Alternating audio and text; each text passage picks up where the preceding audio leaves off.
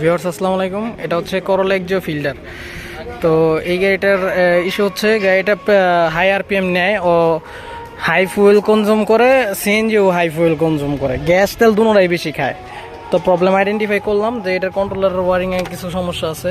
ECU engine control ইসিউতে গাড়ির RPM একদম 2000 Starc হয়ে যায়, আবার কমা যায়। তো আমরা কাজ করতেছি, সিএনজি কিটার রিপেয়ার করে দিতেছি। তো সবাই দোয়া করবেন আমাদের জন্য। তো এখানে আরও অনেক আদার্স কম্পোনেন্টস খোলা আছে, কাজ করতেছি, সবাই দোয়া করবেন। তো এটা হচ্ছে রকি জিপ, এটারও কাজ চলতেছে। করলা এক্সিও ফিল্টার পিক আপ সেরা দেয়। যাদের এই সমস্যা আছে আমাদের সাথে যোগাযোগ করতে পারেন। তো গাড়িটা নিয়ে প্রায় অনেকদিন ধরে ভুগতেছে, রোগ সমাধান করতে পারতেছে না। তো আমাদের সাথে যোগাযোগ করতে পারেন।